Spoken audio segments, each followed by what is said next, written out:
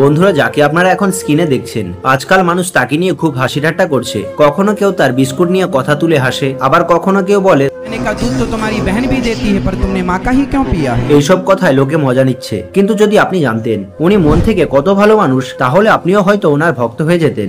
আসলে বৃন্দাবনে তার একটি আশ্রম আছে, নাম গৌরীগোপাল আশ্রম, যেখানে হাজার হাজার বৃদ্ধ মানুষ থাকেন। এইসব বয়স্ক মানুষদের তার নিজের ছেলে বাবাও বাড়ি থেকে বের করে দিয়েছে, আর তারা এখন আশ্রয়হীন।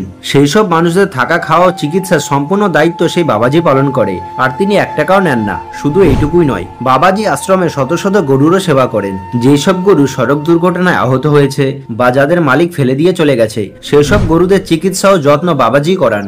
এছাড়াও তিনি নানান রকম প্রাণীরও সেবা করেন। কিন্তু দুঃখের বিষয় হলো, আজ পর্যন্ত মানুষ কারো ভালো দিক দেখতে চায়নি, আর হয়তো কোনোদিন দেখবেও না। কারণ এটা সত্যযুগ বা দাপর যুগ নয়, এটা কলিযুগ। হ্যাঁ, বাবাজি হয়তো মাঝে মাঝে শিশুসুলভ আচরণ করেন, কিন্তু তাই বলে তাকে ঘৃণা করা উচিত নয়। আর তাছাড়া ঘৃণা ছড়ানো কোনো ধর্মতেই লেখা নেই। তো কমেন্টে রাধে রাধে অবশ্যই লিখবেন।